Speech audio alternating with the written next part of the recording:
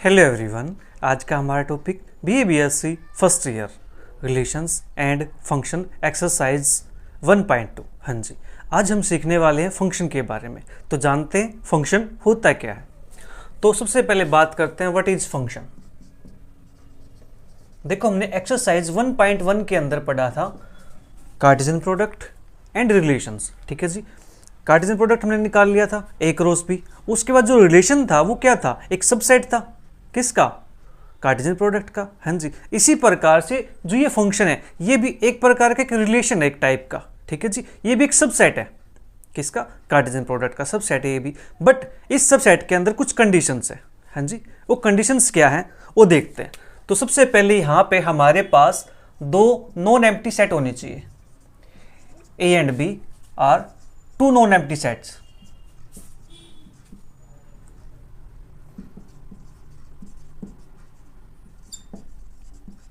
ठीक है जी, सबसे पहली कंडीशन क्या होनी चाहिए, A और B दो नॉन एम्प्टी सेट होने चाहिए। ठीक है जी, फिर उसके बाद एक मैपिंग डिफाइन करते हैं इस पर, मैपिंग A टू B। हाँ जी, function of A into B, function of A to B। ठीक है जी, या function F from A to B। ठीक है, आप इसको इस प्रकार से पढ़ सकते हो, इसको इस प्रकार से रीड कर सकते हो। ठीक है जी, a function F of A into B या function F from A into B। ठीक है जी, ये हमारे पास है। और ये मैपिंग डिफाइंड किस प्रकार से है? सबसे पहली कंडीशन क्या होनी चाहिए, A और B दो नॉन एम्प्टी सेट होने चाहिए। ये एक फर्स्ट कंडीशन है। ठीक है जी, A और B two non empty set. और सेकंड क्या है, एक मैपिंग डिफाइन होगी यहाँ पे, फंक्शन कहो या मैपिंग कहो। ठीक है, एक मैपिंग यहाँ पे डिफाइन होगी किस प्रकार से कि इसका ईच एलिमेंट, ठीक है जी, each element of A associated to unique element of B। हाँ जी, यहां पे जो वर्ड लिखा ना यूनिक, ये इंपॉर्टेंट है। ये यहां पे अपने आप में एक मायने रखता है। ठीक है, यूनिक एलिमेंट, और यहां पे ये वर्ड ईच एलिमेंट। ठीक है, अगर आपको ये बात समझ में आ गई तो फंक्शन आपके लिए बिल्कुल आसान है। ठीक है, क्या है सबसे पहली चीज कि A और B दो नॉन एम्प्टी सेट होने चाहिए, उनके अंदर कोई ना कोई एलिमेंट प्रेजेंट होना चाहिए। ठीक है जी, फिर एक मैपिंग डिफाइन की गई है F from A to B। ये एक रूल है। रूल क्या कहता है कि ईच एलिमेंट ऑफ A का हर एलिमेंट B के यूनिक एलिमेंट के साथ एसोसिएट होना चाहिए। ठीक है जी, B के यूनिक एलिमेंट के साथ। ठीक है, समझ गए हो आप? कैसे? एग्जाम्पल की बात करते हैं, वहां से आपको अच्छे से क्लियर हो जाएगा। मेरे पास एक A सेट ले लेता हूं मैं, एक B सेट ले लेता हूँ। ठीक है, A के अंदर एलिमेंट मान लेता हूँ 1 2 3 4 5 है। ठीक है जी, इसके अंदर एलिमेंट मान लेता हूँ मैं A B C D, इस टाइप से मैंने एलिमेंट ले लिए। ठीक है, यहाँ पे मैंने न्यूमेरिकल ले ली, यहाँ पे मैंने अल्फ़ाबेट्स ले लिए। ठीक है जी, मैं यहाँ से मैपिंग डिफाइन करता हूँ। एक इसको इस पे मैप करा दिया मैंने, इसको इस पे मैप करा दिया, इसको इस पे मैप करा दिया। ठीक है जी, और इसको मैंने इस पे मैप करा दिया। ठीक है, अब मेरे पास यहाँ से ये बच गया 5। ठीक है जी, तो 5 का क्या करूँ मैं? 5 को किसी न किसी मैप करा दूँ या मैप नहीं कराऊँ? ठीक है जी, तो इसके लिए मैं दो केस लेके चलता हूँ। फर्स्ट केस, मैंने यहाँ पे इसको मैप नहीं कराया। सेकंड केस,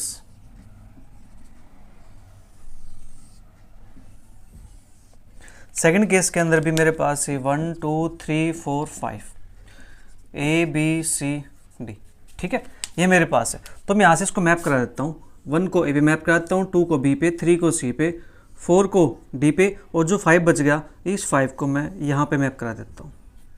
ठीक है जी, फिर तीसरी कंडीशन एक और लेके चलते हैं, A B। तो यहाँ पे एलिमेंट 1 2 3 4, और मैं यहाँ मान लेता हूँ कोई element A B C D E। ठीक है, मैंने यहाँ पे ले लिया, तो 1 को मैप करा दिया मैंने A के साथ, 2 को B के साथ, 3 को C के साथ, 4 को D के साथ। हाँ जी, ये मेरे पास हो गया। और fourth condition A to B। ठीक है, इनको बड़े ध्यान से समझेंगे, बिल्कुल आसान चीज़ है। ये आपको समझ आ गई ना तो फिर कोई प्रॉब्लम नहीं है। तो 1 2 3 4 A B C D E। तो यहाँ पे मैं 1 को मैप कराता हूँ ए के साथ, 2 को बी के साथ, 3 को सी के साथ, 4 को डी के साथ, और इस 4 को मैं ई के साथ भी मैप करा देता हूँ। ठीक है, ये मेरे पास यहाँ पे पॉसिबल केसेस है। ठीक है जी, अब मुझे यहाँ से ये बताना है कि इनमें से कौन सा फंक्शन होगा और कौन सा फंक्शन नहीं होगा। चलिए इसके लिए मैं एक केस और ड्रॉ कर लेता हूँ, केस नंबर 5।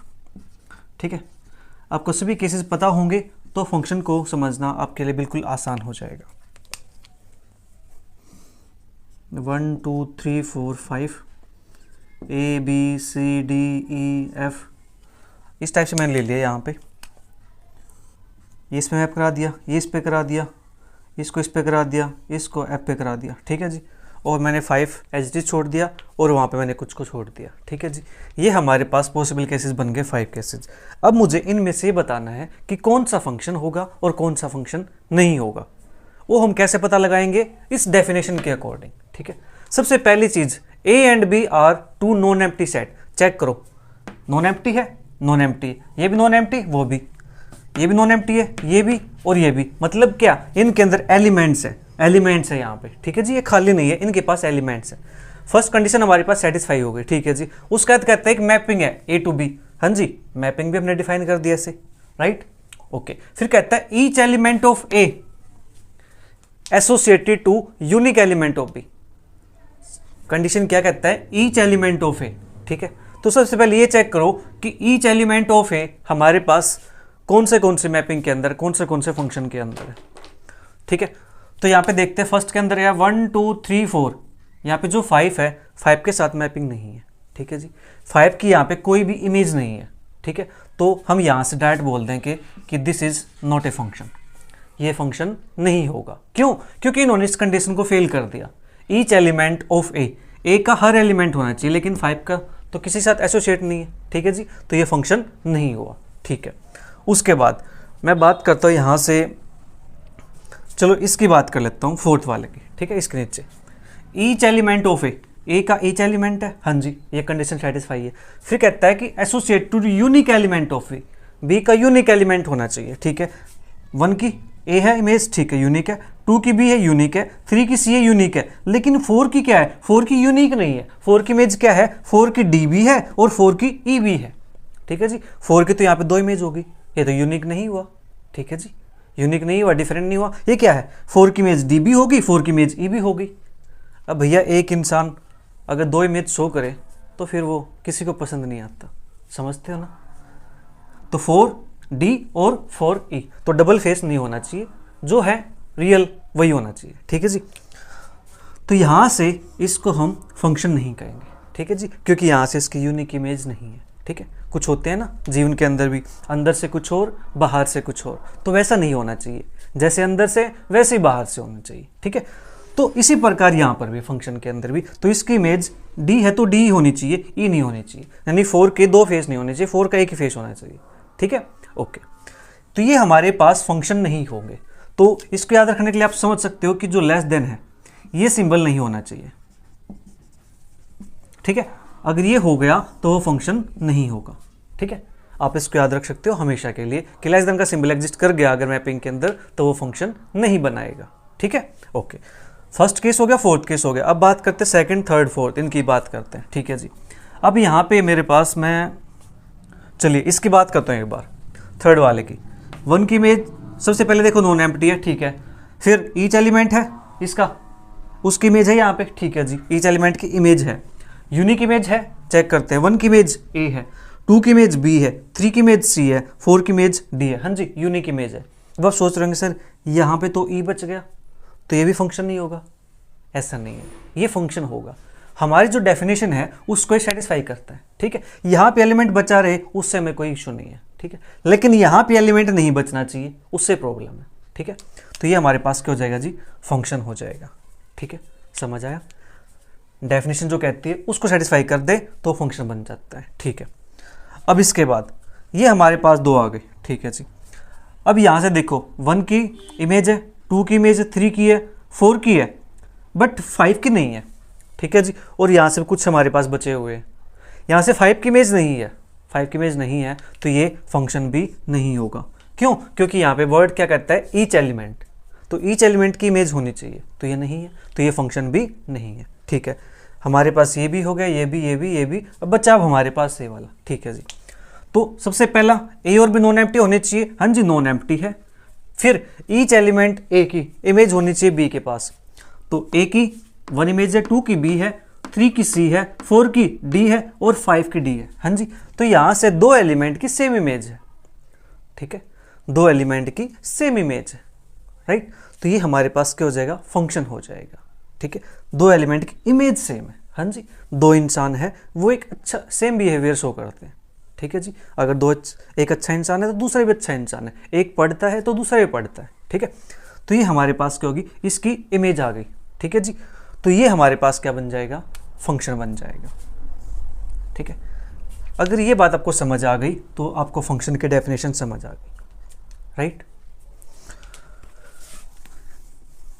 इसके बाद इसके अलजेब्रा की बात करते हैं, अलजेब्रा ऑफ फंक्शंस।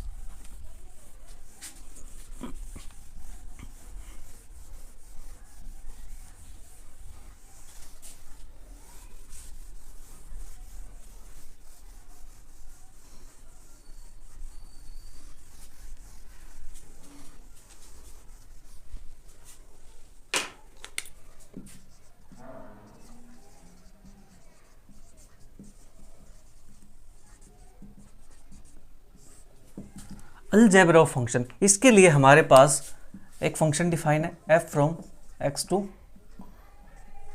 मैं मान लेता हूँ इसको x टू y मान लो, या x टू चलो r मान लेता हूँ, रियल नंबर पे है। एंड दूसरा फंक्शन भी डिफाइन मेरे पास g from x to r। ठीक है जी, ये मेरे पास फंक्शन डिफाइन है। हाँ जी, तो फर्स्ट हमारे पास सम ऑफ फंक्शंस, अलजेब्रा फंक्शन के अंदर सम ऑफ फंक्शन, 2 फंक्शन का सम, तो वो हमारे पास क्या हो जाएगा, 2 फंक्शन का हमें सम करना है। हाँ जी, तो f प्लस के g of x is equal to, ये होता है हमारे पास f ऑफ x प्लस के g of x for all x belongs to x। ठीक है जी, ईच x के लिए, ईच एलिमेंट इससे बिलोंग करता है। ठीक है जी, उसके लिए ये कंडीशन सेटिस्फाई होती है, इसको बोलते हैं सम ऑफ फंक्शन। ठीक है, इसी प्रकार से हमारे पास दूसरा है डिफरेंस ऑफ फंक्शंस।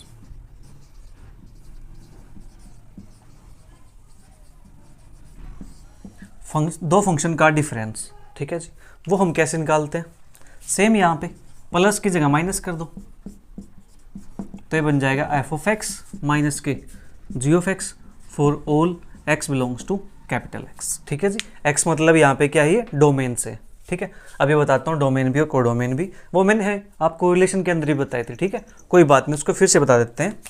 पहले एक बार इसकी टाइप देख लेते हैं वाले, अलजेब्रा फंक्शंस, डिफरेंस हो गया, उसके बाद हमारे पास प्रोडक्ट ऑफ फंक्शंस।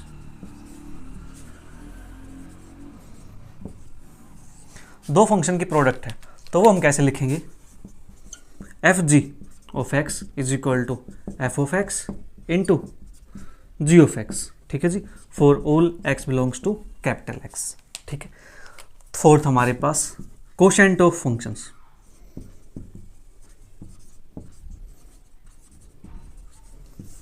तो कोशेंट ऑफ फंक्शन हमारे पास होता है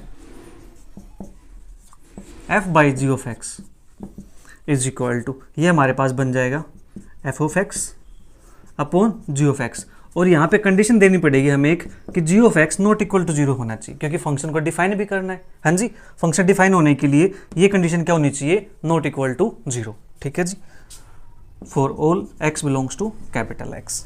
ठीक है, ये हमारे पास होगा कोशेंट ऑफ फंक्शन। इसके बाद हमारे पास है, मैं यहाँ पे ऊपर लिख देता हूँ, स्केलर मल्टीप्लिकेशन ऑफ फंक्शन।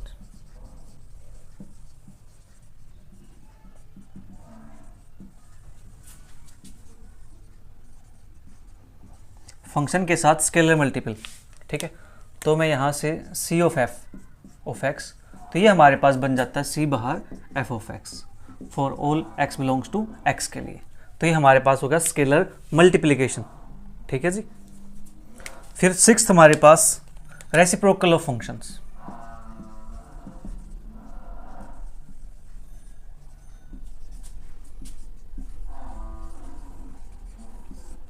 तो रेसिप्रोकल ऑफ फंक्शन में क्या करना है, एफ है तो उसको लिख देंगे 1/f ऑफ एक्स, तो ये बन जाएगा हमारे पास 1/f ऑफ एक्स, जहाँ पे f ऑफ एक्स क्या होना चाहिए जी, नॉन जीरो होना चाहिए। ठीक है, f of x non zero है for all x belongs to x के लिए।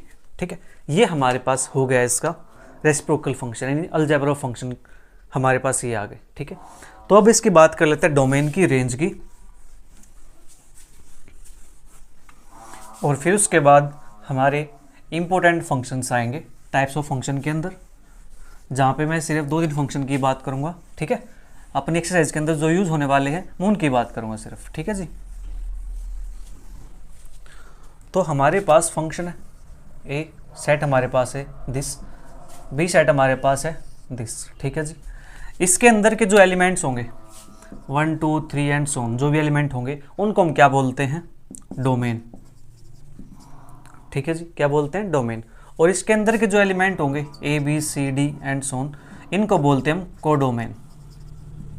ठीक है, इन सभी एलिमेंट्स को बोलते हैं डोमेन, इन सभी एलिमेंट है जो उसको क्या बोलते हैं जी, कोडोमेन बोलते हैं। ठीक है जी, यानी ए सेट के जो एलिमेंट होंगे इनको डोमेन कहेंगे, बी सेट के जो एलिमेंट होंगे इनको हम कोडोमेन कहेंगे। ठीक है जी, यानी ए सेट को डोमेन और बी सेट को कोडोमेन। ठीक है, अब बात आती है इसकी रेंज की।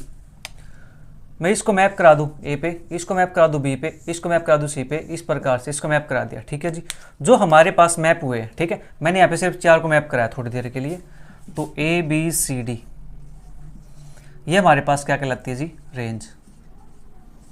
ठीक है, क्या कहलाती है ये, रेंज, जो हमारे पास मैप हो गए। ठीक है, जिनको हमने पकड़ लिया ऐसे, ठीक है, जो अपनी रेंज के अंदर आ गए उसको बोलते हैं रेंज। ठीक है जी, ये था, और ये खेल रहे थे दोनों आपस में, पकड़म पकड़ाई खेल रहे थे। ठीक है, 1 ने इसको पकड़ लिया ए को, 2 ने इसको पकड़ लिया, 3 ने इसको, 4 ने इसको। ठीक है, ये कह रहे थे हम भी मामा के घर जाएंगे, हम भी मामा के घर जाएंगे, छुट्टियाँ हो गई है, हाँ जी छुट्टियाँ चल रही है ना, ये बोलते हैं हम भी मामा के घर जाएंगे। तो ये कहते हैं नहीं, मैंने इसको पकड़ लिया है, आप जाओ। ठीक है जी, इसको पकड़ लिया, इसने इसको पकड़ लिया, इसने इसको पकड़ लिया, थोड़ी देर के लिए क्या करेंगे, रोएंगे, फिर थोड़ी देर चुप हो जाएंगे, इनको चीज़ दिला देंगे, कुरकुरे वगैरह दिला देंगे। ठीक है जी, ये शांत हो जाएंगे फिर। तो ये क्या आ गए, हमारी रेंज के अंदर आ गए। ठीक है, हम इनको नहीं जाने देंगे, घर वाले जिनको जाना है वो जाओ। ठीक है, ये छोटे छोटे बच्चे होते हैं, जिद कर लेते हैं मैं भी मामा के घर जाऊँगा, है ना, तो उनको पकड़ लिया यहाँ पे कि आप नहीं जाओगे, आपको मैं यहाँ पे चीज़ दिलाऊँगा। ठीक है, आपके साथ भी हुआ होगा ऐसा बचपन के अंदर, जब आप जिद करते हो मम्मी के साथ जाने की, मैं भी मामा के घर जाऊँगा। ठीक है, तो वहाँ पे क्या करते थे, बड़े बूढ़े पकड़ लेते थे उसको, बच्चे को, चलो मैं तेरे को चीज़ दिला के लाऊंगा, उसको बहलाते थे, उसको थोड़ा सा लोभ देते थे। ठीक है, चलो मैं तेरे को खेल खिला के लाऊंगा, खेल दिखा के लाऊंगा, वहाँ पे जाएंगे, बागों में जाएंगे, झूलेंगे वहाँ पे। ठीक है, इस प्रकार से करते थे।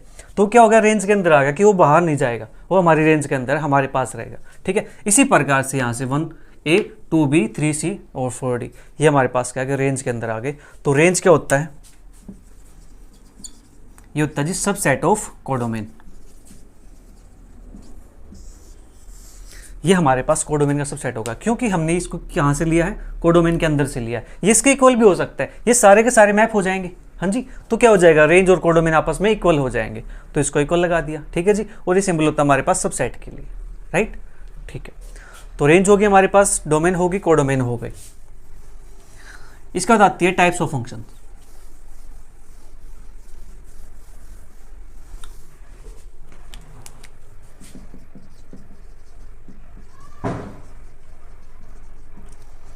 तो फंक्शन के अंदर मैं यहाँ पे 2 टाइप को मेनली समझाने वाला हूँ। ठीक है जी, मेनली उन्हीं का मैं डिस्कशन करने वाला है यहाँ पे। तो फर्स्ट हमारे पास 1-1 फंक्शन। ठीक है, 1-1 फंक्शन के अंदर होता क्या है, 1-1 फंक्शन के अंदर 1-1 क्या कहता है, ये 1-1, इस साइड का भी 1, उस साइड का भी 1, इस साइड का भी 1, उस साइड का भी 1। ठीक है, तो यहां से इसको बोल सकते हैं different element of x have different image in y. ठीक है जी, एक्स के डिफरेंट एलिमेंट के डिफरेंट इमेज होनी चाहिए वाई के अंदर। कैसे, ये हमारे पास है एक्स, ये हमारे पास है वाई, यहाँ पे 1 2 3 4 5। ठीक है जी, ए बी सी डी ई, ये मैंने लेट कर लिया। तो यहाँ से इसको इसके मैप करा दिया, इसको इस पे करा दिया, इसको इस पे करा दिया, इसको इस पे करा दिया, इसको इस पे करा दिया। ठीक है जी, डिफरेंट एलिमेंट के डिफरेंट इमेज आ गई। 1 की इमेज ए है, 2 की इमेज डी है, 3 की इमेज बी है, 4 की सी है, 5 की ई है। तो इस यहाँ पे x के डिफरेंट एलिमेंट की यहाँ पे y के अंदर डिफरेंट इमेज आ गई। ठीक है जी, यानी यूनिक एलिमेंट की यूनिक इमेज आ गई, आप ये भी कह सकते हो। और unique element has unique image, different element और डिफरेंट इमेज, या यूनिक एलिमेंट और यूनिक इमेज। ठीक है जी, तो इस फंक्शन को हम क्या कहेंगे, 1 फंक्शन कहेंगे। और इस फंक्शन का एक दूसरा नाम भी है, इंजेक्शन। ठीक है जी, इंजेक्शन फंक्शन भी बोलते हैं इसको, राइट। 1 फंक्शन कहो या फिर इंजेक्शन फंक्शन कहो। ठीक है जी, तो ये हमारे पास हो गया 1 फंक्शन। तो इसको चेक करने के लिए हम क्या करेंगे कि फंक्शन कैसे पता लगाएंगे फंक्शन 1 है या नहीं है। ठीक है, तो उसके लिए हमारे पास क्या होगा, if x not equal to y, तो this implies f of x not equal to f of y। इसका मतलब क्या है, x और y सेम नहीं है, मतलब क्या है, x और y डिफरेंट एलिमेंट है। डिफरेंट एलिमेंट है तो उनकी इमेज भी डिफरेंट ही आएगी। ठीक है जी, ओके। और इसको दूसरे तरीके से हम ये भी कह सकते हैं कि अगर मेरे पास f ऑफ x और f ऑफ y इक्वल हो जाते हैं, ठीक है जी, अगर इमेज इक्वल हो जाती हैं तो दिस इम्प्लॉइज जो फंक्शन जो एलिमेंट होंगे वो भी क्या आने चाहिए जी, इक्वल आने चाहिए। तो हम कह देंगे कि फंक्शन क्या है, 1 फंक्शन है। ठीक है जी, और जहाँ से ये x, y है, ये कहाँ से बिलोंग करते हैं, x, y बिलोंग करते हैं जी x के अंदर से। यहाँ पर भी x, y बिलोंग करते हैं x के अंदर से। ये डोमेन के एलिमेंट है। ठीक है जी, हमने डोमेन से लिए। तो यहाँ या तो आप ये चेक कर लो कि x not equal to y है, डिफरेंट एलिमेंट है, तो उनकी इमेज क्या आएगी, डिफरेंट आएगी। अगर इमेज सेम हो गई तो जो एलिमेंट होंगे वो भी क्या आएंगे, सेम आएंगे। तो उस फंक्शन को हम क्या कहेंगे जी, 1 फंक्शन कहेंगे, या फिर इंजेक्शन फंक्शन कहेंगे, इंजेक्टिव फंक्शन कहेंगे। ठीक है, ओके। इसके बाद हमारे पास है टाइप सेकंड।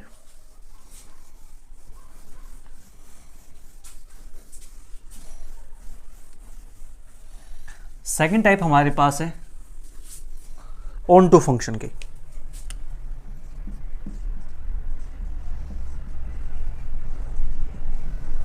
या फिर इसका दूसरा नाम है सरजेक्शन। ठीक है जी, ऑन टू फंक्शन कहो इसको, या सरजेक्शन फंक्शन कहो, सरजेक्टिव फंक्शन। इसके अंदर एक्चुअली होता है क्या है, इसके अंदर ये होता है कि जो हमारे पास इमेज वाला पार्ट है, ठीक है, उसके अंदर हर एलिमेंट की कम से कम एक प्री इमेज मिलनी चाहिए। ठीक है जी, यानी ईच एलिमेंट ऑफ y, यानी y belongs to y, has at least 1 pre image in x। ठीक है जी, ये कहता है कि ईच एलिमेंट ऑफ y के अंदर से ईच एलिमेंट, ठीक है जी, has at least 1 pre image, चलो उसको लिख देता हूँ, have at least 1 pre image in x के अंदर उसके कम से कम एक प्री इमेज होनी चाहिए, कम से कम एक, ज़्यादा भी हो सकती है लेकिन 1 तो होनी ही चाहिए। जैसे बात करूँ यहाँ पे मैं 1 2 3 4 A B C, ठीक है जी, ये मेरे पास है। ठीक है, तो मैंने इसको मैप करा दिया, B को 1 पे, C को 3 पे, A को 2 पे। ठीक है जी, अब मुझे यहाँ से बनाना क्या है, मुझे यहाँ से फंक्शन तो बनाना पड़ेगा। हाँ जी, तो फंक्शन बनाने के लिए 4 भी कहीं ना कहीं मैप होना चाहिए। तो चलो इस 4 को मैप करा देता हूँ मैं यहाँ पे, B पे मैंने मैप करा दिया। ठीक है, तो यहाँ पे क्या है, हम इसके अंदर चेक करेंगे। ठीक है जी, इसके अंदर क्या है, ईच एलिमेंट की यहाँ पे प्री इमेज मिलनी चाहिए। तो A की प्री इमेज मेरे पास है 2, B की प्री इमेज मेरे पास 1 भी है, और B की प्री इमेज मेरे पास 4 भी है। ठीक है जी, ये बात करते प्री इमेज की। और जो C है, C की प्री इमेज क्या है, 3 है। तो यहाँ पे ईच एलिमेंट की एट लीस्ट एक प्री इमेज है। ठीक है, अगर मैं यहाँ पे मान लेते 5 ले लिया मैंने यहाँ पे, तो इसको मैं यहाँ पे मैप करा दूँ। ठीक है, तो मेरे पास C की प्री इमेज भी आ जाएगी एक। ठीक है, C की 2 हो जाएंगी। ठीक है, मैं चाहता हूँ यहाँ पे 6 और आ जाए, तो C को मैंने 6 पे मैप करा दिया। ठीक है, तो यहाँ पे एक से ज़्यादा कितने भी हो सकते हैं। ठीक है जी, बात यहाँ पे कि एट लीस्ट 1 तो होनी ही चाहिए। कम से कम इसकी एक पर इमेज तो यहाँ पे होनी ही चाहिए। और फंक्शन है, फंक्शन होने के लिए यहाँ पे ईच एलिमेंट की इमेज भी होनी चाहिए। हाँ जी, ईच एलिमेंट की इमेज भी होनी चाहिए। तो उस फंक्शन को हम क्या कहेंगे, ऑन टू फंक्शन कहेंगे। ठीक है जी, ऑन टू फंक्शन कहेंगे या फिर सर्जेक्शन फंक्शन कहेंगे, सर्जेक्टिव मैपिंग। ठीक है, यानी each element of y belongs to y, each element यहाँ से वाई का, उसकी कम से कम एक पर इमेज होनी चाहिए एक्स के अंदर। तो हम कह देंगे कि ये फंक्शन क्या है जी, ऑन टू फंक्शन है। ठीक है, ओके। अब यहाँ से थर्ड टाइप का जो फंक्शन है वो है बाइजेक्टिव फंक्शन।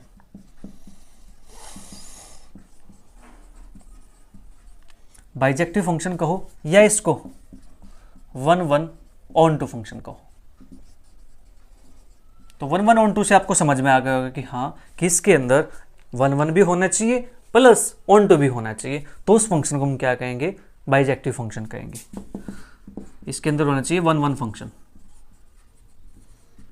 सेकंड कंडीशन इसकी होनी चाहिए ऑन टू फंक्शन। अगर दो कंडीशन सेटिस्फाई हो गई तो उस फंक्शन को हम कह देंगे कि फंक्शन कैसा है जी, बाइजेक्टिव फंक्शन है। ठीक है, एग्जाम्पल की अगर बात करी जाए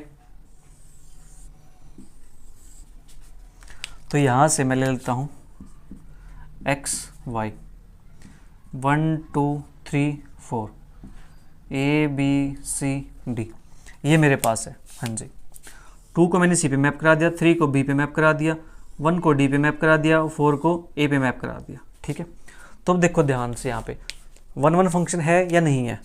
1 की इमेज डी, 2 की इमेज सी, 3 की इमेज बी, 4 की इमेज ए।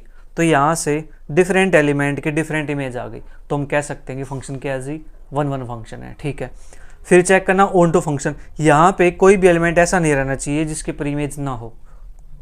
तो ए की प्रीइमेज यहाँ पे है, बी की प्रीइमेज है, सी की प्रीइमेज है और डी की प्रीइमेज है। ठीक है जी, तो ये कंडीशन भी हमारे पास सेटिस्फाई होगी। तो ये फंक्शन क्या हो गया, वन वन भी हो गया, ऑन टू भी हो गया। तो हम यहाँ से कह सकते हैं कि ये फंक्शन हमारा क्या हो गया जी, बाइजेक्टिव फंक्शन हो गया।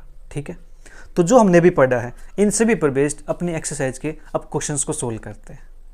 Question number first, given x is equal to 1 2 3 4 and y is equal to 2 4 6 8 10 12। ये हमारे पास दो सेट दिए गए हैं। ठीक है जी, classify the following sets of ordered pairs as functions और not function from x to y। हमें चेक करना जो हमारे पास रिलेशन बनाए गए हैं, जो ऑर्डर्ड पेयर बनाए हैं, इनमें से ये बताना कि कौन सा फंक्शन होगा और कौन सा फंक्शन नहीं होगा x टू y। ठीक है जी, तो फर्स्ट पार्ट हमारे पास r दे रखा है, तो मैं इसकी एक मैपिंग बना लेता हूँ x टू y। ठीक है, x टू y की एक मैपिंग बना लेते हैं। ठीक है जी, x के अंदर जो x सेट है वो एलिमेंट हमारे पास कौन से 1 2 3 4। ठीक है, 1 2 3 4। और y का जो सेट है उसके अंदर जो एलिमेंट है वो कौन से हैं, 2 4 6 8 10 12। 2 4 6 8 10 12 ये हमारे पास है। तो अब बात करेंगे फर्स्ट पार्ट की। हाँ जी, तो फर्स्ट पार्ट की बात करेंगे यहाँ से। तो अब देखो क्या कहता है, 2 की इमेज 1 है। हाँ जी, 2 की इमेज 1 होगी यहाँ पे कहीं पे, नहीं है, 2 की इमेज तो 1 नहीं है। ठीक है, 3 की इमेज 1 है, 3 की इमेज भी 1 नहीं है यहाँ पे। ठीक है जी, 4 की इमेज 2 है, 4 की इमेज 2 है। हाँ जी, ये मैपिंग होगी इसकी, 4 की इमेज 2। बस ये बचा हमारे पास 4 की इमेज 2 यहाँ पे, और तो कोई मैपिंग हो ही नहीं रही। ठीक है, तो अब ये बताओ क्या ये फंक्शन होगा, नहीं होगा। क्यों नहीं होगा, क्योंकि इन्होंने कंडीशन फेल कर दी कि ईच एलिमेंट की इमेज एग्जिस्ट करनी चाहिए, लेकिन हमारे पास 1 2 3 आ गया, तो इसकी इमेज हमारे पास एग्जिस्ट नहीं करती। ठीक है, तो this is not a function.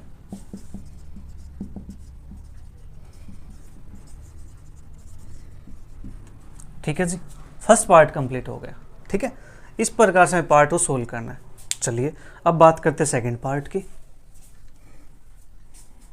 Second part function बनेगा या नहीं बनेगा उसको भी चेक कर लेते हैं। तो सेकंड पार्ट हमारे पास 1 की इमेज 2 है। हाँ जी, 1 की इमेज 2 है। ठीक है, 2 की इमेज 4 है, चलिए 2 की इमेज भी 4 है मान लेते हैं। 3 की इमेज 6 है, ओके। 4 की इमेज 8 है, ये हमारे पास आ गया। अब ये बताओ क्या ये फंक्शन होगा या नहीं होगा। ठीक है, जो मैंने डेफिनेशन बताई है उस डेफिनेशन को रिकॉल करो, ब्रेन के अंदर याद करो। ठीक है जी, बता दो कि ये फंक्शन होगा या नहीं होगा। नॉन एम्प्टी होनी चाहिए, दोनों नॉन एम्प्टी है। ईच एलिमेंट की इमेज एग्जिस्ट करनी चाहिए वहाँ पे, यूनिक इमेज। तो 1 की इमेज 2 है, 2 की 4 है, 3 की 6 है, 4 की 8 है। ठीक है जी, ये बच गए, इससे मेरे कोई मतलब नहीं है। ठीक है, तो ये हमारे पास क्या हो जाएगा, this is a function.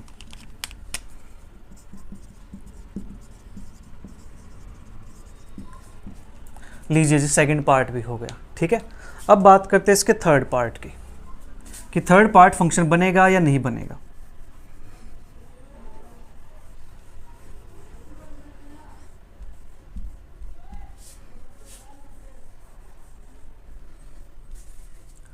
Third part हमारे पास ये कहता है कि 1 की इमेज 4 है। हाँ जी, 1 की इमेज 4 है। ठीक है, 2 की इमेज 4 है, 2 की इमेज भी 4 आ गई।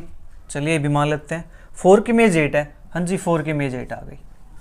लेकिन 3 की इमेज तो उन्होंने बताई ही नहीं, तो 3 की इमेज यहाँ पे नहीं है, तो इसको क्या कहेंगे, नॉट ए फंक्शन। ठीक है, this is not a function. तो ये हमारे पास फंक्शन नहीं होगा। ठीक है जी, समझ आया आपको? ओके, अब बात करते हैं फोर्थ पार्ट की। देखो, पिक्चर बनाते हैं तो चीज़ें आसान लगती है, चीज़ें समझ आ जाती हैं। ठीक है, अगर मैं आपको डायरेक्ट वैसे बताता है इसके अंदर ओरली बोल करके कि यहाँ से 2 है, 3 है, इसकी इमेज नहीं है, तो आप उसमें खो जाते हैं। ठीक है, आप सोचते रहते हैं सर ये क्या बता दिया, हमें तो समझ ही नहीं आ रहा है ना। चलिए कोई बात नहीं, तो फोर्थ पार्ट की बात करते हैं। फोर्थ पार्ट हमारे पास ये क्या कहता है कि 1 की इमेज 10 है। ठीक है जी, कराते हैं मैपिंग। 2 की इमेज 6 है, 2 की इमेज 6 आ गई। ठीक है जी, 3 की इमेज 6 है, 3 की इमेज भी 6 आ गई। ठीक है, और 4 की इमेज 10 है, 4 की इमेज 10 आ गई। हाँ जी, अब ये बताओ क्या ये फंक्शन होगा या नहीं होगा। देखो, 1 की इमेज भी है, 2 की भी है, 3 की भी है, 4 की भी है, सभी की इमेज है। हाँ जी, और यूनिक इमेज भी है। हाँ जी, क्या है, यूनिक इमेज है, यानी एक एलिमेंट की 2 इमेज नहीं है। ठीक है जी, 2 एलिमेंट की एक इमेज हो सकती है। ये हमारे पास क्या है, फंक्शन है। तो दिस इज अ फंक्शन। तो फोर्थ पार्ट हमारा क्या बन गया, फंक्शन बन गया। ओके, तो अब बात करते हैं इसके फिफ्थ पार्ट की। फिफ्थ पार्ट फंक्शन बनेगा या नहीं बनेगा।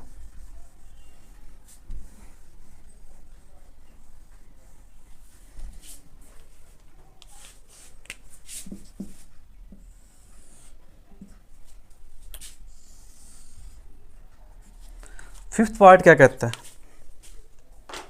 फिफ्थ पार्ट कहता है 1 की इमेज 2 है। हाँ जी, ये बना दी हमने इमेज। 2 की इमेज 4 है। ठीक है, 3 की इमेज 8 है, 3 की इमेज 8 आ गई। ठीक है जी, और 4 की इमेज 10 है,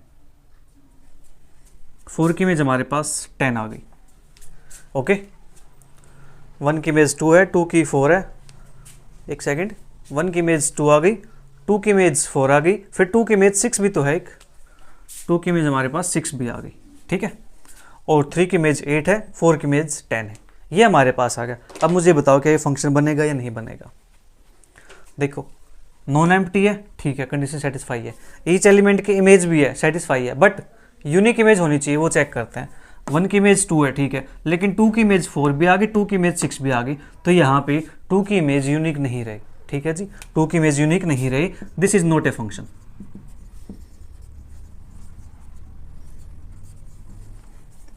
है ना कितना आसान क्वेश्चन। अब बात करते हैं सेकंड क्वेश्चन की। Question number second, let f is equal to this be a function described by the formula. हाँ जी, ये हमारे पास एक फंक्शन है। ठीक है जी, और ये फंक्शन आया किससे, एक फॉर्मूला डिस्क्राइब कर दिया, f of x is equal to ax plus b, इसकी हेल्प से आया है। ठीक है जी, for some integers a, b के लिए, कुछ इंटीजर्स के लिए। ठीक है जी, डिटरमाइंड a, b की वैल्यू में फाइंड करनी है। ठीक है, करते फाइंड। तो यहां से क्या है, ये डोमेन है, ये कोडोमेन है, डोमेन है, कोडोमेन है, डोमेन रेंज, डोमेन रेंज। ठीक है, ये हमारे पास है। ठीक है जी, तो बाय द फॉर्मूला दिस, इस फॉर्मूले की हेल्प से ये हमारे पास आया है, तो हमें यहाँ से a और b की वैल्यू बतानी है। मतलब क्या है, ये फॉर्मूला है, तो अगर मैं इसके अंदर x के प्लेस पे ये 1 डाल दूं, ठीक है, तो इसकी इमेज यहाँ पे 1 आ जाएगी। अगर मैं x के प्लेस पे 2 डाल देता हूँ, तो मेरे पास जो इसकी इमेज आएगी f ऑफ x की वैल्यू आएगी वो 3 आ जाएगी। 0 डालूंगा तो -1 आ जाएगी, -1 डालूंगा तो -3 आ जाएगी। ठीक है, ये हमारे पास है। तो अब यहाँ से कोई भी डाल सकते हो। ठीक है, तो यहाँ से मैं बात करता हूँ when x is equal to 1, तो सबसे पहले ऊपर फॉर्मूला लिख देता हूँ मैं। ठीक है, f of x is equal to ax plus b. when x is equal to, मेरे पास चलो 1 लेता हूँ, 1 ले लेता हूँ एक, तो f ऑफ x कितना हो जाएगा, f of x is equal to 1। तो देयरफॉर यहाँ से 1 is equal to a into 1 plus b, तो ये आ जाएगा मेरे पास a plus b is equal to 1। इसको नाम दिया मैंने इक्वेशन नंबर 1 का। ठीक है, अब मैं यहाँ से मेरे को आसान चीज़ ये लग रही है कि 0 और -1 मैं डाल देता हूँ। when x is equal to 0 तो f of x is equal to -1। तो देयरफॉर यहाँ पुट करेंगे f ऑफ x के प्लेस पे -1, a x के प्लेस पे 0 प्लस b, तो ये बन जाएगा 0 प्लस b -1, तो b की वैल्यू यहाँ से आ गई -1 के इक्वल। हाँ जी, अब इस वैल्यू को मैं यहाँ पुट कर दो, पुट इन इक्वेशन 1, तो देयरफॉर यहाँ से 1 इज इक्वल टू a -1। ठीक है, और यहाँ से a इज इक्वल टू 2 आ जाएगा हमारे पास। तो therefore a is equal to 2 and b is equal to -1। तो a की वैल्यू 2 और b की वैल्यू -1 आ गई। तो ये हमारे पास डिटरमाइन हमें यही करना था, तो हमारा आंसर ये आ गया। ठीक है, अब आप इसको वेरीफाई करके देखना चाहो तो कर सकते हो। जो हमारे f ऑफ x है इसकी वैल्यू यानी 2x, हाँ जी, और माइनस का b यानी -1, ये हमारे पास एक फंक्शन बन चुका है। इस फंक्शन के अंदर आप कोई वैल्यू डाल दो। ठीक है जी, जो आंसर है वो हमारे पास इमेज आ जाएगी। देखो मैं इसकी बात करता हूँ, -1 डालता हूँ x के प्लेस पे, तो कितना आ जाएगा, -2 -1 तो -3 आएगा, ये हमारा आंसर आ जाएगा। ठीक है, 0 डालते हैं x के प्लेस पे तो -1 आ जाएगा, 2 डालते हैं x के प्लेस पे, 2 दूनी 4 -1 3 आ जाएगा, 1 डालते हैं 2 1 जा 2 -1 तो 1 आ जाएगा। ठीक है जी, तो हमारा फंक्शन बन गया। हमें वैल्यू चाहिए थी a और b की, तो a और b की हमारी वैल्यू आ गई। अब बात करते हैं नेक्स्ट क्वेश्चन की। Question number 3, find the domain and range of the following functions. अभी तक हमारे पास क्या था कि फंक्शन गिवन था, हमें चेक करना था कि फंक्शन है या नहीं है। ठीक है, यानी हमारे पास डोमेन और रेंज गिवन थी। ठीक है जी, अब यहाँ पे हमारे पास फंक्शन गिवन है, हमें ये बताना है कि इस फंक्शन की रेंज क्या होने वाली है, इस फंक्शन की डोमेन क्या होने वाली है। ठीक है, तो करते हैं इसके बाद। तो फर्स्ट पार्ट हमारे पास y is equal to x² - 36 upon x - 6, ये हमारे पास है। हाँ जी, तो मुझे ये बताना है कि इस फंक्शन की डोमेन क्या होगी। ठीक है, तो डोमेन की बात करते हैं। डोमेन होने के लिए फंक्शन का हर जगह पे डिफाइंड होना जरूरी है। ठीक है जी, फंक्शन का ईच एक्स के लिए डिफाइन होना जरूरी है। तो y is defined for all x। ठीक है, when x - 6 not equal to 0। हाँ जी, जब ये वैल्यू नॉन जीरो हो जाएगी तो मेरा जो फंक्शन है वो ईच एक्स के लिए डिफाइन हो जाएगा। ठीक है, तो दैट इज, इसको मैं लिख सकता हूँ x नॉट इक्वल टू 6। तो x नॉट इक्वल टू 6 के लिए मेरा फंक्शन डिफाइन नहीं होगा। ठीक है जी, यानी x इज इक्वल टू 6 के लिए, sorry, x is equal to 6 के लिए मेरा फंक्शन डिफाइन नहीं होगा। ठीक है, तो मेरा फंक्शन डिफाइन है फॉर ऑल x के लिए when x not -6 not equal to 0, तो x नॉट इक्वल टू 6।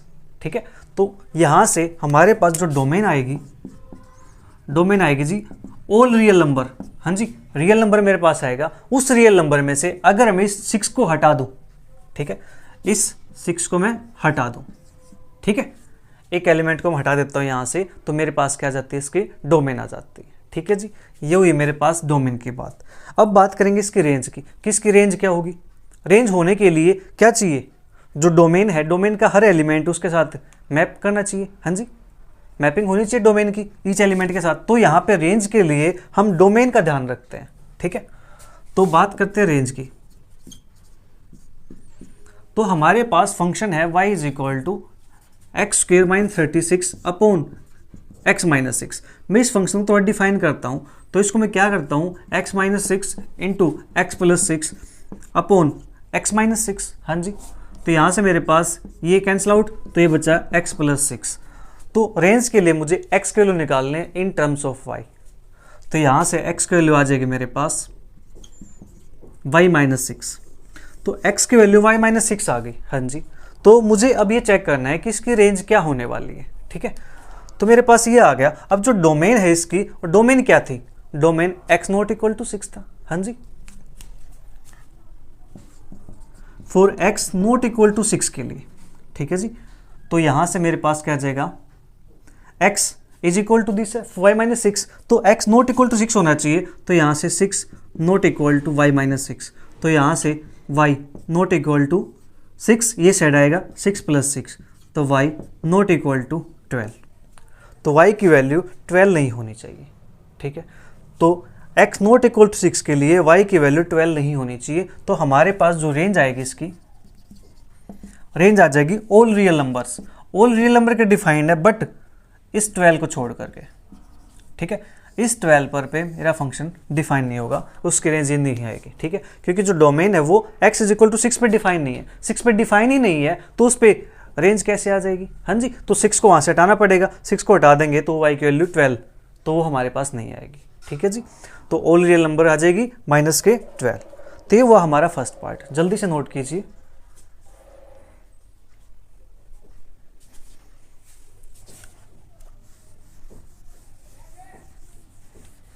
अब बात करते हैं इसके सेकंड पार्ट की। तो सेकंड पार्ट हमारे पास y is defined for all x, कब, if 2 minus x not equal to 0, हाँ जी। अगर ये मेरे पास 2 minus x not equal to 0 हो जाता है तो मेरा फंक्शन y पूरे x के लिए डिफाइंड होता है, पूरे रियल नंबर के लिए। तो यहां से क्या आ जाएगा मेरे पास, x नॉट इक्वल टू 2, ठीक है। जो फंक्शन है मेरा y वो 2 पे डिफाइंड नहीं है, ठीक है। तो देयरफॉर डोमेन इसकी बन जाएगी ऑल रियल नंबर माइनस के 2। इसको इस 2 के सिवाय कहीं भी दिक्कत नहीं है, ठीक है। कोई वैल्यू पुट कर लो, ये कभी भी नॉट डिफाइंड नहीं दिखाएगा, ठीक है, except x is equal to 2। 2 put करोगे यहाँ पे तो 0 बन जाएगा, नीचे 0 बन गया तो ऊपर समथिंग अपॉन 0, तो ठीक है, क्या बन जाएगा जी, नॉट डिफाइंड। अगर 2 पुट करेंगे यहाँ पे 2 यहाँ पुट कर देंगे, 4 माइनस 4 0 और 2 माइनस 2 0, तो 0 बाई 0 फॉर्म बन जाएगी, ठीक है। तो क्या हो जाएगी, इनडिटरमिनेट फॉर्म, नॉट डिफाइंड। तो बात करते हैं इसकी रेंज की, रेंज निकाल ली मुझे, ठीक है। तो y is equal to 2x minus के 4 अपॉन 2 माइनस एक्स। इसको थोड़ा सा रीडिफाइन करता हूँ, तो मैं यहाँ से 2 कॉमन निकाल लेता हूँ, तो x माइनस का 2 अपॉन यहाँ से माइनस कॉमन निकाल लेता हूँ, तो x माइनस का 2, तो ये मेरे पास बन जाएगा माइनस का 2 के इक्वल, ठीक है जी। तो y के वैल्यू मेरे पास यहाँ से आ गई -2, ठीक है। अब मुझे अपनी चेक करनी है डोमेन, डोमेन मेरे पास क्या है, r माइनस के 2, ठीक है जी, x नॉट इक्वल टू 2 के लिए। For domain x not equal to 2 के लिए y इज इक्वल टू -2, तो y के लिए क्या आ गई, -2 आ गई। तो देयरफॉर जो रेंज होगी हमारी वो बन जाएगी ओनली -2, ठीक है जी। रेंज इसकी बन जाएगी ओनली -2, ठीक है जी। तो for domain x not equal 2 के लिए मेरे पास y के लिए क्या आती है, -2 आती है। या फिर मैं ये कहूँ यहाँ पे फॉर डोमेन क्या, r माइनस के 2 के लिए, ठीक है। ईच नंबर के लिए मेरे पास y की वैल्यू क्या आती है, -2 के इक्वल आती है, हाँ जी।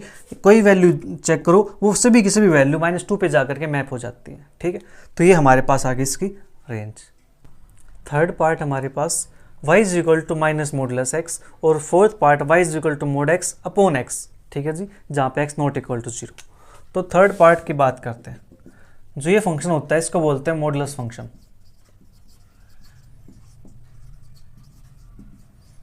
ठीक है। तो ये डिफाइन कैसे होता है, मोड x, ये होता है हमारे पास x जब x greater than equal to 0 हो, और -x जब x लेस देन 0 हो, ठीक है जी। x पॉजिटिव हो या 0 हो तो वैल्यू x आती है, x नेगेटिव हो तो वैल्यू मेरे पास -x आती है, ठीक है जी। कैसे, अगर मैं यहाँ से, आपको पता होगा छोटी क्लासेस के अंदर इसी फंक्शन को क्या बोलते हैं, मॉडुलस फंक्शन बोलते हैं, हाँ जी। तो देखो इसके वैल्यू 2 आती है, इसके वैल्यू 3 आती है, इसके वैल्यू 0 आती है, यानी कोई वैल्यू डाला है इसके अंदर वैल्यू पॉजिटिव बन करके आती है, ठीक है जी। पॉजिटिव बन करके आती है तो ये 0 से 0 आ गया, 3 से 3 आ गया, तो x था तो x आ गया, x था तो मेरे पास x आ गया। लेकिन जैसे ही माइनस डालते हैं तो वैल्यू मेरे पास -x आती है, कैसे, तो -2 है यहाँ पे, तो इसको मैं बाहर निकालूंगा तो मुझे माइनस लगाना पड़ेगा, तो इसकी वैल्यू कितनी आएगी, -2 आएगी। इस माइनस की वजह से ये माइनस क्या बन जाता है जी, पॉजिटिव बन जाता है, तो वैल्यू मेरे पास माइनस वाली पॉजिटिव बन करके बाहर निकल जाती है, ठीक है जी। तो इस हमारे पास ये होता है, ये वैल्यू मॉडुलस x की, हमें चाहिए माइनस मॉडुलस x, तो y is equal to minus mod x। तो यहाँ से माइनस से मल्टीप्लाई करो इस फंक्शन को, तो ये बन जाएगा माइनस एक्स, ये बन जाएगा एक्स जब x greater than equal to 0 हो और जब एक्स लेस देन 0 हो। ठीक है जी, ये हमारे पास आ गया। अब इस फंक्शन को x के किसी भी वैल्यू पर कोई प्रॉब्लम नहीं है। ठीक है जी, ये हर वैल्यू पर एक यूनिक वैल्यू देगा, हमें डिफाइन है ईच वैल्यू पर। ठीक है जी, तो y is equal to minus mod x is defined for all real numbers. All real number का डिफाइन है, तो देयरफॉर जो डोमेन होगी इसकी, domain is equal to all real number. ठीक है जी, पूरी रियल लाइन हमारे पास इसकी डोमेन बन जाएगी। तो अब बात करते हैं इसकी रेंज की, इसकी रेंज क्या बनने वाली है। ठीक है, तो डोमेन हमारे पास रियल नंबर है, तो ईच रियल नंबर के लिए जो y की वैल्यू आती है वो वैल्यू क्या आती है। ठीक है, for domain is equal to real number. ठीक है, जो y की वैल्यू आएगी मेरे पास माइनस मोड एक्स, तो ये वैल्यू क्या आती है, x की वैल्यू मैं पॉजिटिव डालता हूँ। ठीक है जी, x की वैल्यू सपोज करो मैंने डाल दी 2। ठीक है, तो मेरे पास जो y आएगा, y की वैल्यू क्या आएगी, y मेरे पास ये है, हाँ जी y मेरे पास ये है, तो x की वैल्यू में जैसे 2 डालता हूँ, x मेरे पास पॉजिटिव है तो इसकी वैल्यू कितनी आती है जी, माइनस का 2 आ जाती है। ठीक है, जब मैं x की वैल्यू 7 डालता हूँ तो मेरे पास y की वैल्यू कितनी आती है, 7 डालेंगे तो माइनस का 7 आ जाएगा। ठीक है जी, अब x की वैल्यू में 0 डालता हूँ तो मेरे पास y की वैल्यू कितनी आती है, 0 डालेंगे तो वैल्यू कितनी आएगी, माइनस का 0, दैट इज 0 के इक्वल। ठीक है, जब मैं x की वैल्यू सपोज करो मैंने माइनस का 5, x की वैल्यू मैंने माइनस का 5 डाल दिया।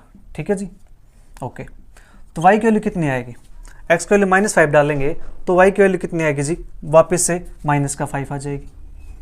हाँ जी, ये आ जाएगा मेरे पास, x की वैल्यू माइनस 5 डालते हैं तो y की वैल्यू वापस से क्या आती है, माइनस का 5 आती है। हाँ जी, x की वैल्यू अगर माइनस 9 डालता हूँ तो y की वैल्यू कितनी आती है मेरे पास, y की वैल्यू मेरे पास वापस से यही आएगी जो डालते हैं, x की वैल्यू माइनस 9 डाली है तो यहाँ पुट कर दो, वापस से आ गया माइनस 9 आ गया। तो यहाँ से हमारे पास क्या चीज़ आई, यहाँ से एक चीज़ समझ आई कि जो रेंज होगी इसकी वो नेगेटिव नंबर है। हाँ जी, और 0 है। ठीक है, पॉजिटिव नंबर हमारे पास नहीं आया कोई भी। ठीक है, तो इसकी जो रेंज होगी हमारे पास वो रेंज क्या बन जाएगी, रेंज ऑफ दिस ये बनेगा हमारे पास माइनस इन्फिनिटी से 0।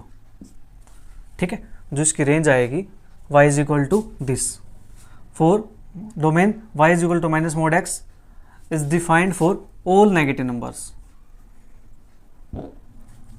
या मैं इसका डायरेक्ट रेंज लिख देता हूँ यहाँ पे। ठीक है, फॉर डोमेन r के लिए range is equal to minus infinity से 0। हाँ जी, नेगेटिव नंबर माइनस इन्फिनिटी तक जाएंगे और राइट में 0 तक जाएंगे जहाँ पे 0 भी आता है। ठीक है, ये हमारे पास होगी इसकी रेंज। ठीक है जी, तो अब बात करते हैं इसके फोर्थ पार्ट की।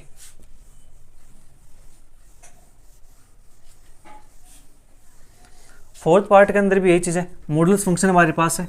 ठीक है जी, मॉडुलस एक्स हमारे पास ये है, हमें निकालना y is equal to modulus x upon में x। ठीक है, और ये फंक्शन यहाँ पे अब x नॉट इक्वल टू 0 है, तो 0 पे फंक्शन डिफाइन नहीं होगा, तो x y is equal to modulus x upon x, ये हमारे पास बन जाएगा, x आता है अपॉन में x करेंगे तो x अपॉन एक्स जब x ग्रेटर देन 0 हो, और यह आएगा माइनस एक्स अपॉन में x जब x मेरे पास क्यों लेस देन 0 हो। तो इसको लिख सकता हूँ मैं, x x कैंसिल आउट हो गया 1 और ये बन गया -1 जब x ग्रेटर देन 0 हो और जब x लेस देन 0 हो। ठीक है जी, क्योंकि इक्वल टू 0 केस नहीं आएगा क्योंकि उस पर फंक्शन डिफाइन नहीं है। ठीक है जी, तो देयरफॉर जो डोमेन होगी इसकी,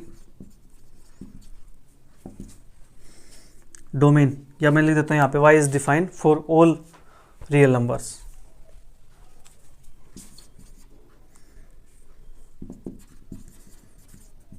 y is defined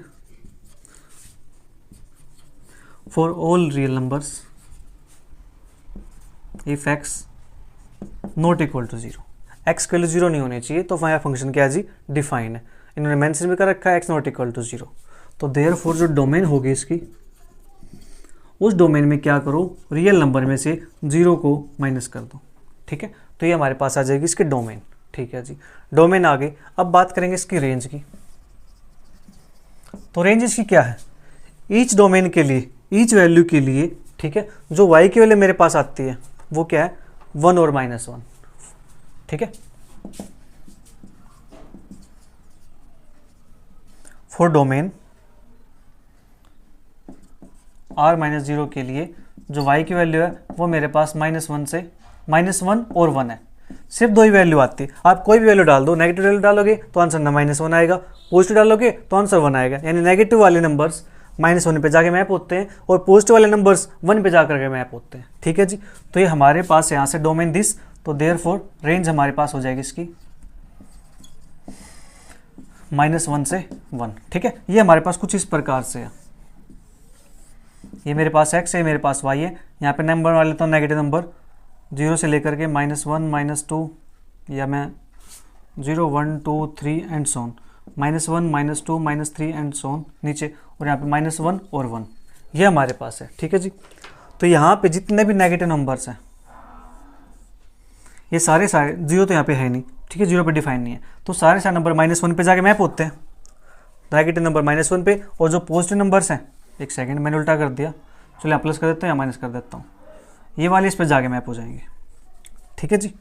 जो नेगेटिव नंबर है वो -1 पे जाके मैप होते हैं, पॉजिटिव नंबर 1 पे जाके मैप होते हैं, ठीक है। तो इस प्रकार से मैपिंग डिफाइन है। Part 5, y is equal to √4 - x²। इसकी हम डोमेन की बात करते हैं। तो डोमेन के लिए जो रूट के अंदर जो वैल्यू होती है वो वैल्यू क्या होनी चाहिए जी, पॉजिटिव होनी चाहिए, 0 होनी चाहिए, नॉन नेगेटिव वैल्यू, ठीक है। हम ये कह सकते हैं। किसकी बात करें यहाँ पे हम, रियल नंबर्स के लिए, तो ये नंबर क्या होना चाहिए, नॉन नेगेटिव, यानी 0 या 0 से बड़ा, ठीक है। तो y is defined for all real numbers for all x if 4 - x² greater than equal to 0, ठीक है जी। इसके लिए डिफाइंड है कि 4 - x² क्या होना चाहिए, ग्रेटर देन इक्वल टू 0 होना चाहिए। तो यहाँ से हम लिख सकते हैं इसको 2 माइनस यानी 2 का स्क्वायर -x का square greater than equal to 0।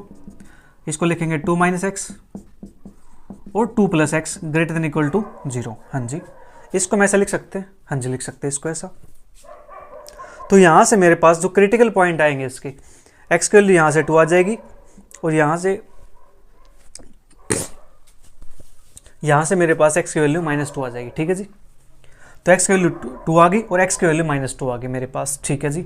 तो यहाँ से मेरे पास जो डोमेन बनेगी इसकी वो क्या बनेगी, जो x बिलोंग करेगा मेरे पास वो कहाँ से कहाँ तक बिलोंग करेगा, -2 से 2 के बीच में बिलोंग करेगा। हाँ जी, कैसे बिलोंग करेगा, उसके लिए हम एक करो ड्रॉ कर लेते हैं, -2 2 -∞ और ये +∞, ठीक है जी। अब यहाँ से कोई पॉइंट उठाता हूँ, -∞ से -2 के बीच में कोई पॉइंट मैं यहाँ पे लेता हूँ, मान लीजिए -5 चूज कर लिया मैंने, ठीक है। -5 यहाँ पुट करो, ठीक है जी। क्या पुट करो यहाँ पे, -5, तो -5 पुट करेंगे तो 2 माइनस तो क्या बन जाएगा ये प्लस, ठीक है जी। और यहाँ पुट करेंगे -5 तो मेरे पास बनेगा नेगेटिव, ठीक है। तो ये मेरे पास नेगेटिव हो जाएगा, ओके, यानी एक पॉजिटिव है एक नेगेटिव है। फिर मैं यहाँ से -2 और 2 के बीच में कोई पॉइंट पुट करता हूँ, मान लिया 0 पुट कर लिया मैंने यहाँ पे x की वैल्यू 0 पुट करेंगे 2 बचेगा, 0 पुट करेंगे 2 बचेगा, 2 2 4 पॉजिटिव आ गया, तो ये मेरे पास पॉजिटिव आ जाएगा। नेक्स्ट मेरे पास नेगेटिव आ जाएगा, 2 से बड़ा कोई वैल्यू मान ली 3 पुट किया तो 2 - 3 -1 हो गया, तो नेगेटिव आ गया। तो मेरे पास ये वैल्यू क्या है, positive greater than equal to 0 है। तो वो हमारे पास पॉजिटिव कहाँ पे है, -2 से 2 के बीच में। तो यहाँ से x बिलोंग्स टू -2 से 2 आ गया, तो यही हमारे पास क्या बन जाएगी, डोमेन बन जाएगी इसकी। तो डोमेन इज इक्वल टू -2 से 2 क्लोज इंटरवल, ठीक है जी, ओके। तो अब बात करते हैं इसकी रेंज की। डोमेन हमारे पास होगी -2 से 2, मैं इसको लिख देता हूं ऊपर,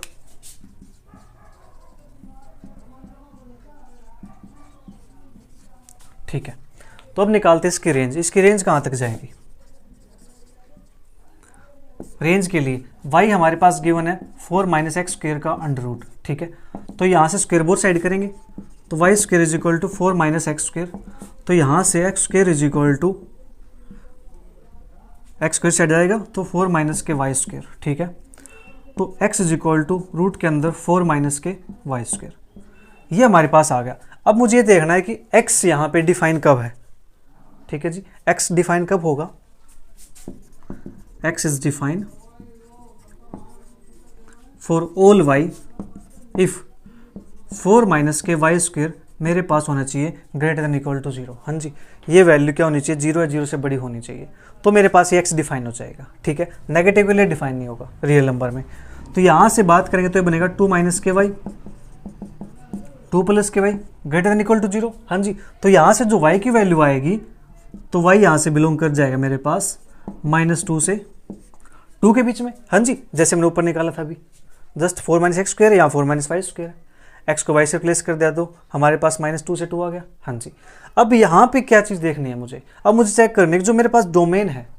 हाँ जी, जो मेरे पास डोमेन है, डोमेन क्या है, डोमेन है x बिलोंग करता है मेरे पास -2 से 2 के बीच में। ठीक है, तो उस केस में हमारे पास फॉर डोमेन -2 से 2, तो जो रेंज होगी मेरे पास, ठीक है जी, जो मेरे पास y की वैल्यू होगी y रूट 4 माइनस का एक्स स्क्वेयर, ये मेरे पास क्या हो जाएगी, x से -2 पुट करो तो वैल्यू क्या आएगी यहाँ से 0, 2 पुट करो वैल्यू क्या आएगी 0, 1 पुट करो यहाँ से कितना आ गया 4 माइनस के 1 3 रूट 3, एक पॉजिटिव वैल्यू है, तो ये वैल्यू मेरे पास हो जाएगी ग्रेटर देन इक्वल टू 0। हाँ जी, तो y की वैल्यू मेरे पास क्या है इस वैल्यू के लिए, इस डोमेन के लिए -2 से 2 के लिए 0 है, और यहाँ से मेरे पास y से बिलोंग करता -2 से 2।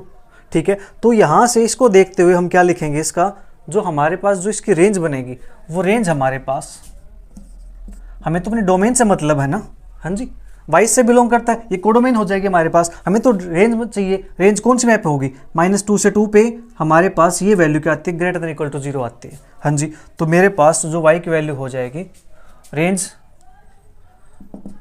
तो हमारे पास यहाँ से रेंज हो जाएगी जी 0 से लेकर के, पॉजिटिव वैल्यू कितनी है हमारे पास 2 तक है, तो 0 से लेकर 2 तक। ठीक है, ये हमारे आ जाएगी इसकी रेंज। अब बात करते हैं इसके नेक्स्ट पार्ट की, 6th part.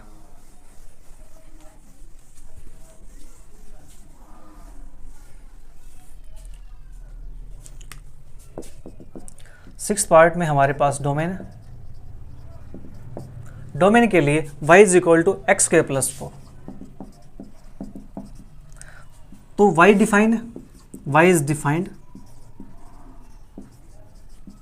For all x के लिए। ठीक है, y फॉर ऑल x के लिए डिफाइंड है, कहीं पर ऐसा x नहीं है जिस पे y डिफाइंड ना हो। ठीक है, तो देयरफॉर यहाँ से जो डोमेन होगी हमारे पास, डोमेन हो जाएगी इसका कंप्लीट रियल नंबर।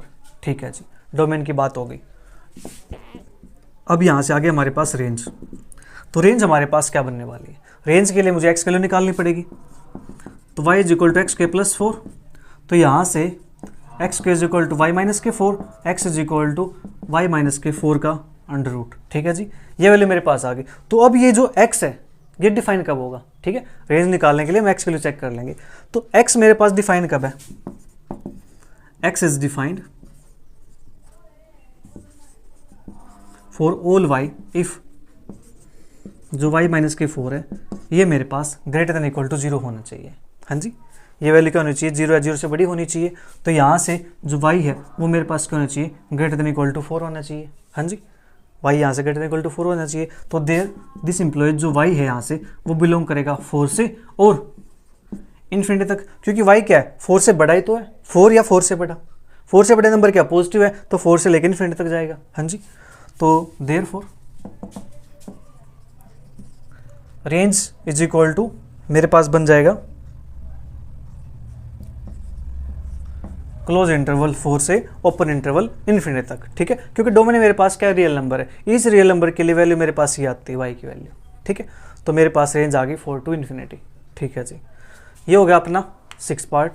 अब बात करते हैं 7th पार्ट की।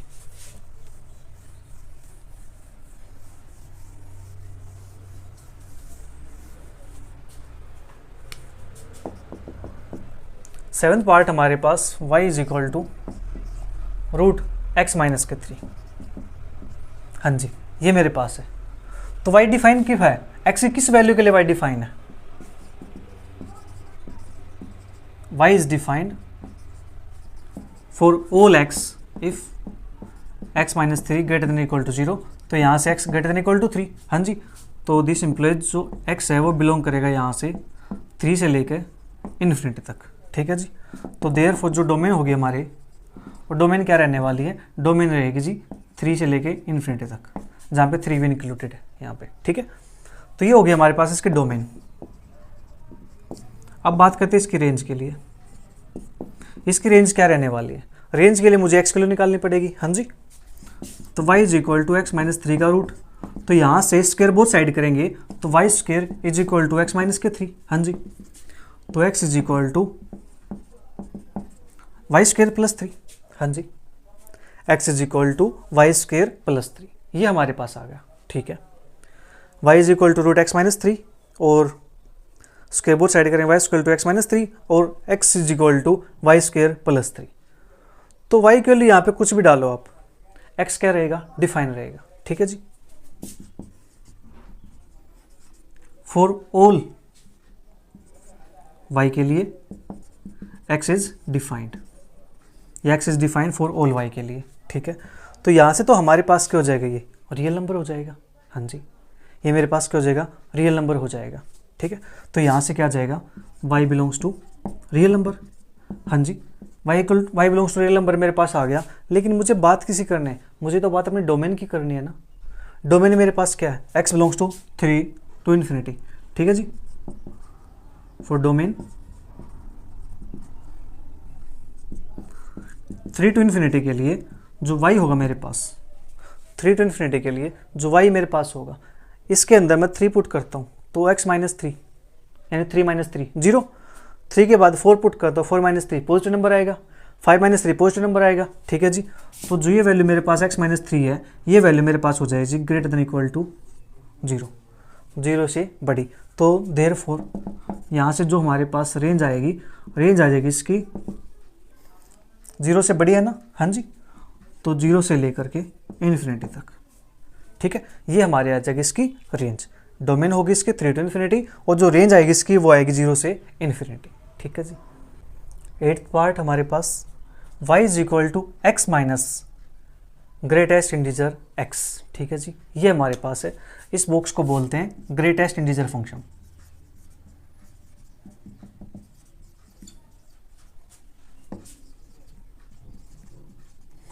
और ये जो वैल्यू होती है इसकी ग्रेटेस्ट इंटीजर फंक्शन की, ये वैल्यू हमारे पास किस प्रकार से होती है, अगर x की जगह पे अगर मैं यहाँ पे डाल देता हूँ 2 तो इसकी वैल्यू 2 आती है, अगर यहाँ डाल देता हूँ 3 तो इसकी वैल्यू 3 आती है, अगर मैं डालता हूँ 3.456 तो इसकी वैल्यू आती है जी 3, अगर वैल्यू डालता हूँ 4.79 तो इसकी वैल्यू आती है 4, ठीक है। ये होता है हमारे पास greatest integer function. It means ये क्या करता है, देखो सिंपल लैंग्वेज में बताऊँ आपको, 0 1 2 3 -1 -2 -3 इस प्रकार से, ठीक है। ये मेरे पास है, अगर वैल्यू इस इंटरवल के बीच में आती है, ठीक है जी, इस इंटरवल के बीच में आती है वैल्यू, ठीक है, या फिर ये आती है यहाँ से लेकर के ये आती है तो वैल्यू इसकी 1 हो सकती है, ठीक है। अगर वैल्यू मेरे पास इस इंटरवल में कहीं पर भी हो तो वैल्यू 1 आएगी, अगर वैल्यू मेरे पास इस इंटरवल में कहीं पर भी हो तो वैल्यू मेरे पास इसकी -2 आएगी। मतलब क्या करता है, ये लेफ्ट वैल्यू को अप्रोच करता है, ठीक है जी, क्या लेफ्ट वैल्यू को लेता है, ठीक है जी। तो इसको हम क्या करते हैं, x less than is equal to यानी 0 less than is equal to x less than 1, 1 less than is equal to x less than 2, 2 less than is equal to x less than 3। अगर मेरे पास x की value क्या हो, ये हो 2 से लेकर 3, ठीक है, 1 से लेकर 2 तक, ठीक है जी। उस केस में जो मेरे पास वैल्यू आती है वो वैल्यू इसके आती है 1 के इक्वल, इसके आती है 0 के इक्वल, इसके आती है 2 के इक्वल, ठीक है। ये होता है हमारे पास ग्रेटेस्ट इंटीजर फंक्शन। तो लेफ्ट वैल्यू को अप्रोच करता है, ठीक है। इसके बीच में कोई वैल्यू आ जाए, x की वैल्यू 2 आ जाए या 3 से छोटी कोई वैल्यू आ जाए तो उसकी वैल्यू 2 ही आएगी। अगर x की वैल्यू 1 आ जाए या 1 से बड़ी कोई वैल्यू आ जाए बट 2 से छोटी हो तो उसकी वैल्यू 1 के इक्वल ही रहती है, ठीक है।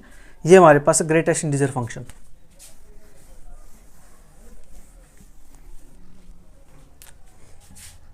तो यहाँ से y is equal to x minus के root x, sorry greatest integer x, ये हमारे पास है बॉक्स फंक्शन। तो हमें इसके डोमेन की बात करनी है, तो इसको कहीं पर भी कोई प्रॉब्लम नहीं है, ठीक है जी। आप वैल्यू माइनस पुट करो प्लस पुट करो, ये हमारे पास एक रियल वैल्यू देता है, ठीक है जी। तो y is defined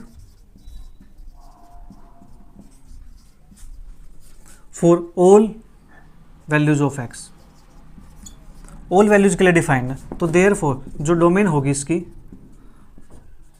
domain is equal to real number. ठीक है जी, सारे रियल नंबर हमारे पास आ जाएंगे। अब इसकी बात करते हैं रेंज की, किसकी रेंज क्या रहने वाली है। हाँ जी, रेंज के लिए y is equal to x minus this हमारे पास है, यानी ग्रेटेस्ट इंटीजर फंक्शन ये हमारे पास है। तो इसकी रेंज क्या रहने वाली है। हाँ जी, तो मेरे पास मैं यहाँ पे इसके अंदर अगर x के वैल्यू 1 डालता हूँ, ठीक है जी, देखो for x is equal to 0, ठीक है, तो मेरे पास जो y की वैल्यू आएगी वो क्या आ जाएगी 0 minus 0, that is 0 minus 0 is equal to 0।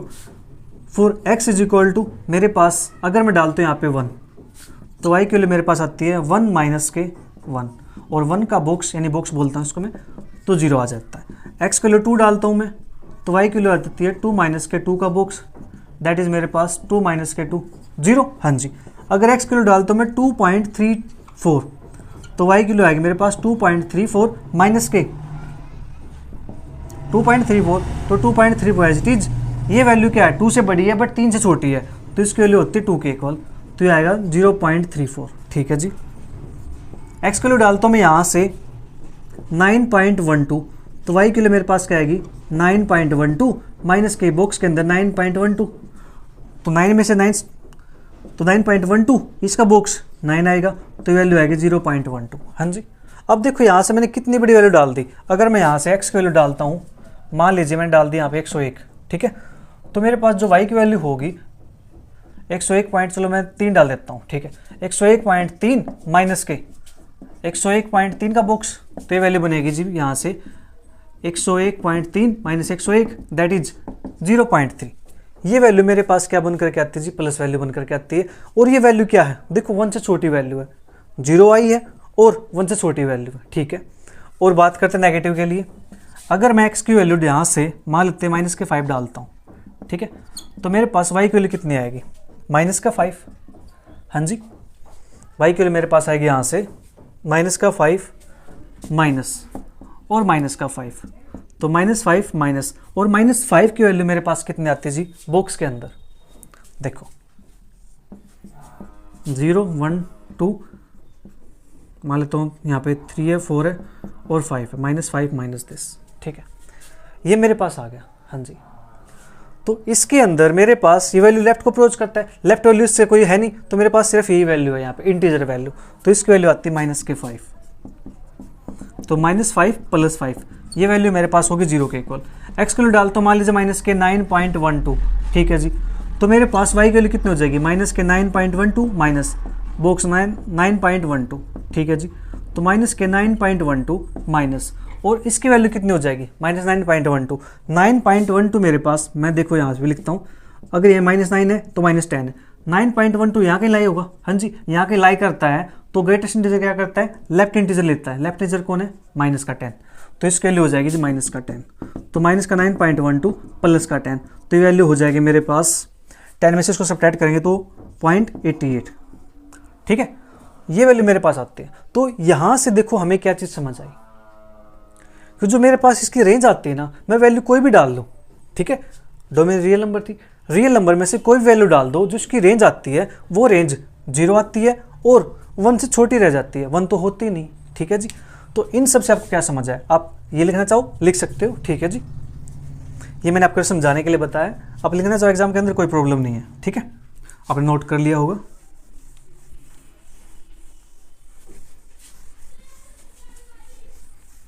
ये इसलिए ताकि आपको चीज़ें अच्छे से क्लियर हो जाए। ठीक है, वही मेरे पास यह है for domain is equal to R के लिए y बिलोंग्स टू कहाँ पे, ये बिलोंग करता है 0 से लेकर के 1 तक।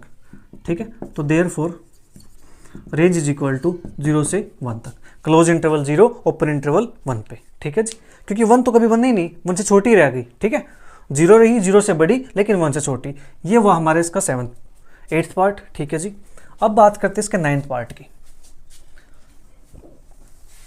9th पार्ट तो हमारा वही है मॉडुलस फंक्शन वाला।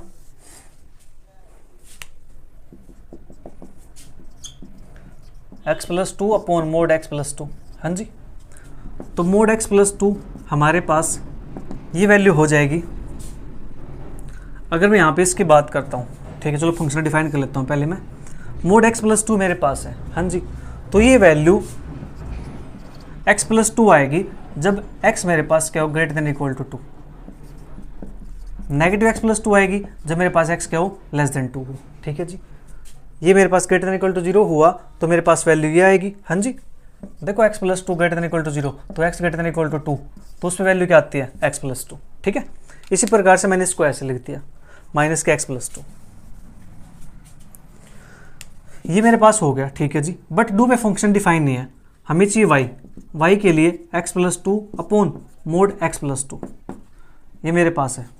ठीक है, तो इसकी वैल्यू तो x प्लस 2 है, ऊपर x प्लस 2 था, तो x प्लस 2 से x प्लस 2 कैंसिल आउट होगा तो क्या बनेगा, 1 के इक्वल, जब x की वैल्यू क्या होगी, ग्रेटर देन 2 होगी, क्योंकि इक्वल टू 2 पे ये फंक्शन डिफाइन नहीं होगा। ठीक है, और यहाँ पे मेरे पास हो जाएगा x प्लस 2 और ये माइनस, तो वैल्यू हो जाएगी -1 जब x क्या हो, less than 2।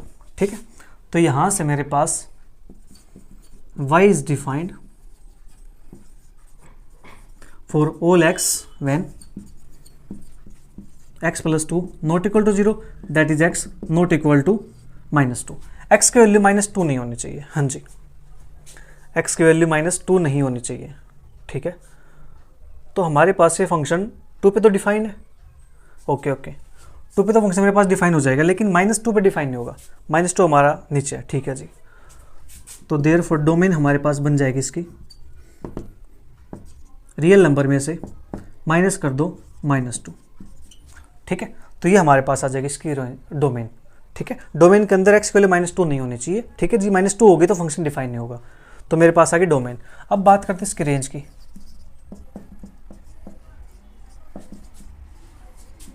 For domain r-2 के लिए, r-2 के लिए y हमारे पास क्या आता है, y बिलोंग्स टू -1 से 1। ठीक है, डोमेन हमारे पास है, इसके लिए कुछ भी पुट कर लो, वैल्यू क्या आती है, -1 से 1 के बीच में आती है। ठीक है जी, यानी -1 और 1 ये वैल्यू हमारे पास आती है। x लेस देन 2 होगा तो वैल्यू -1 आ जाएगी। ठीक है जी, x greater than equal to 2 होगा तो वैल्यू मेरे पास 1 आ जाएगी। ठीक है, तो यहाँ से हमारे पास जो रेंज आई है, रेंज होगी इसकी -1 से 1।